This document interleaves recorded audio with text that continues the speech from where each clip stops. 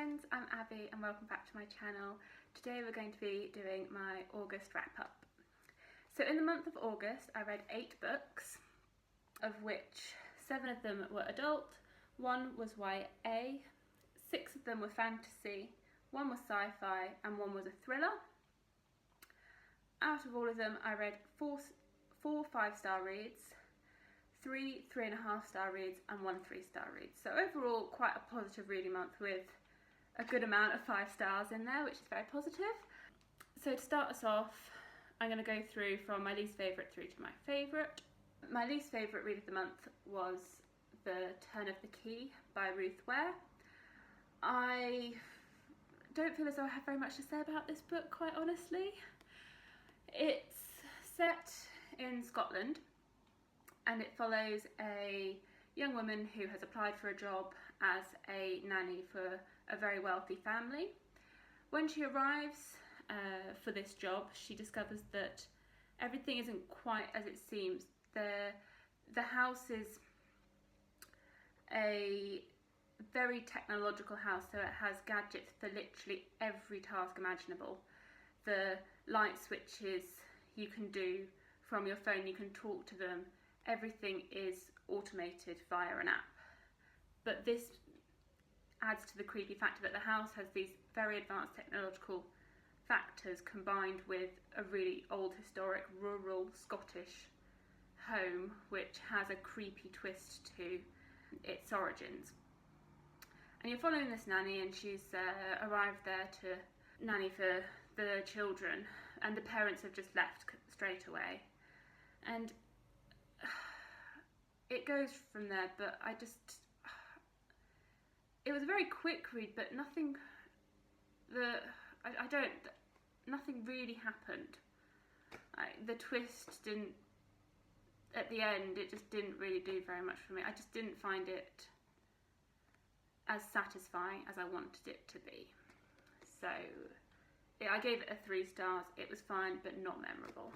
The next book I read was The City We Became. I read this for the Shelf Space Book Club, which is run by Jessie May. I gave this book a 3.5 stars.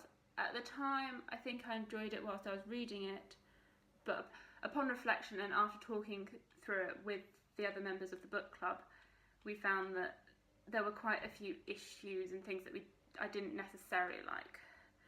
The City We Became is the personification of New York, where the different boroughs are people, so people are becoming New York, and it's a very interesting concept and I love the idea of it, of seeing the city embodied as people, but I just couldn't relate to the writing and it's all very bizarre that you're following these characters and they have no idea what's happening to them. It felt as though there was no real big urgency between what they were doing and why they were doing something. It was how they felt. I would say that if you've read N.K. Jemisin before and you like her writing style, then you will most likely enjoy this book. But I've read the 5th season and now The City We Became by N.K. Jemisin, and there's just something about her writing and that I do not click with, and I don't know what it is, because I know that she's renowned for being a great author, she's won prizes, but for some reason with me it just doesn't click. So the next 3.5-star read was Senlin Ascends, and I read this book thanks to Alan from the Library of Alexandria. He's a great guy, you should definitely check out his channel, he's amazing. So he has been going on about Senlin Ascends and saying that everyone has to read it. He's got an amazing review posted for it. So he completely sold me on it. I was there, I was ready, but unfortunately I liked it, but I didn't love it as much as him. Which is probably not possible because I don't think anyone can love Senlin as much as Alan does. But it's still a shame that I couldn't love it so much. So Senlin Ascends follows Senlin and his wife, and they're on their honeymoon and they've got to this place called the Tower of Babel, and the tower is a renowned place in the world, which everyone wants to go to and experience it, but when you actually go there it's very different to what it is portrayed to being. So when they arrive, within the first chapter or so, Selyn is separated from his wife, and he spends the rest of the book trying to find her and going through the levels of the tower to try and reunite with his wife. And we experience Selyn as he meets new characters and how he tries to come to terms with this. The issue that I had with it, which I think some people really like, is that it felt as though it was a video game, that Selyn was constantly trying to level up, and as he was moving up the tower, that each level of the tower was a level in a game, and it just felt that he was going through that, and it's a stage that he had to get through until he got to the next stage and the next stage.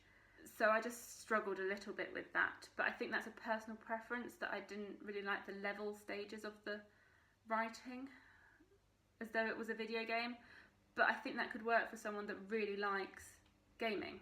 The next 3.5-star read, I've got a few of them, was True Life. This is the third and final book in the Lifelike series. So I read and enjoyed this whole series. I think it's all between a 3.5 and a 4-star for the whole series of books. They're just fun, YA sci-fi. It's set in this world where the world has, I guess, sort of ended, and everyone's living in the destruction that's left from atomic bombs and disaster, and they're trying to make their way in the world, and they've been creating robots, and the whole concept is that who has more right to life? Is it humans or robots that are as intelligent and as experience the same emotions as a human? So what makes a human's life more worthwhile than a robot's life? Which is a very interesting concept, and it's interesting to see how you've got different levels of robots in here. You've got robots that very much follow a function, and then you have robots which are perceived as humans and are as lifelike as possible, that you wouldn't be able to tell whether they're a robot or a human, and how much more value is there in a robot's life to a human life. Overall, I enjoyed this book. It's got some aspects of it seem a bit unbelievable, that you're following teenagers that are 15, 16 and they're saving the world. I mean, I guess it is YA, but some of it is a bit as though the characters were aged down, that some of the actions that they were taking, I would have thought they were more 18 to 19 as opposed to 15 to 16. Annoying, but overall it was a very quick read and quite just a fun time. But following on from that, I have a few 5-star reads that I read this month. Firstly, I read both Foundryside and Shorefall. So Foundryside was a reread, and then I continued the series with Shorefall. I gave both of these books 5 stars. I absolutely loved them. I loved Foundryside even more upon reread, and then Shorefall just continued with that and was absolutely amazing. Completely blew me away, these 2 books.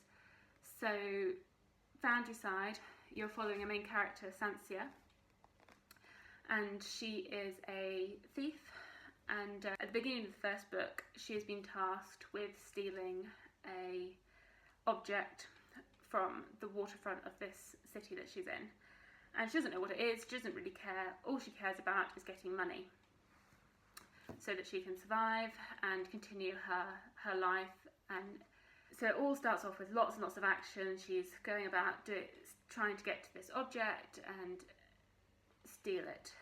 Robert Jackson Bennett has created a very interesting magic system within this world. The magic system is called scriving, and scriving is where you tell an object to be something other than what it is. For example, if you've got bricks for a building, you tell them to be extra strong so that they would never break, so that they're really stable. Or for example, if you have a pipe which doesn't necessarily run downwards, you would tell the water that it is going downhill even though it's going uphill, so that the water will run through the pipes and system. It's all very clever. And Sansia, she has a plate within her head that enables her to communicate with these scrivings, which she can then manipulate them and say to this brick wall, oh, but you have a problem with this part here, so please let me through, or please crumble a little bit. It's so clever and so fun. The communications between Sancia and scribed objects is so interesting, and seeing how the logic works through here. I love the characters in these two books. I think that Robert Jackson Bennett has created these really cool characters.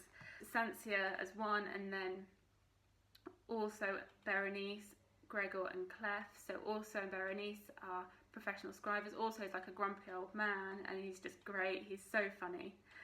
And Gregor is a city guard. It's like he's always fighting for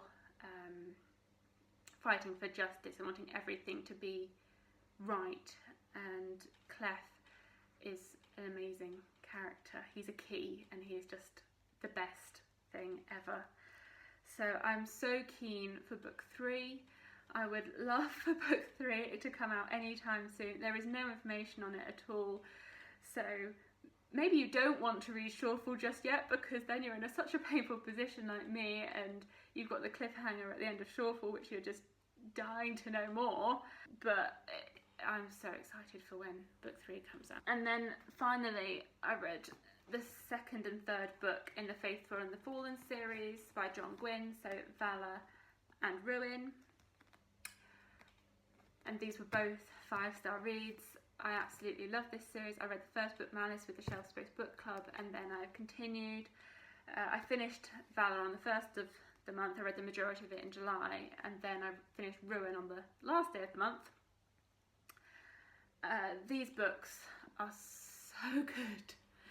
They're an epic fantasy series that follow a whole range of characters, and the premise is that there is a fight between good and evil.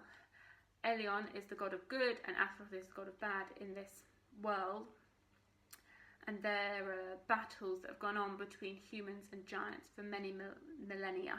And you're following an array of characters that are sort of thrown into this war between the gods and the good and evil, and they just don't know quite what's going on in the beginning of Malice. And you're presented with this prophecy, so you know that you're presented with different hints about what's going to be going on, but you don't quite know who is who in the prophecy. So your main character that you're following is Corbin, and him and his sister Cywin are, I guess, not peasants of the world, but they're just an average family within this fantasy world, and they are brought up within the castle. You're following Corbin as he's growing older and he's learning to fight, and them growing up, whilst also on the other side of the world you're following Veritas and Nether, and Nether is the son of the king, and the king is trying to gather the different rulers from all over the kingdoms to incite them to fight in this god war to help save the realm from Azeroth and evil. But evil is brewing. And then these two books are the continuation from that first book, and they're just amazing. You're so in love with all the characters. John Gwynne does amazing battle sequences, and I just love all the characters. I'm currently reading Wrath, the final book in the series, and it's just amazing. And I'm going to be so sad when I finish it, because I'm sure John Gwynne's going to break me when he kills off a character, as he's done throughout all these books. But I'm just going to be so sad to say goodbye to all these characters, which I've been with for so long. So those are all the books that I've read in August. Let me know what your favourite books that you read in August were, and I'll talk to you in the comments. Bye!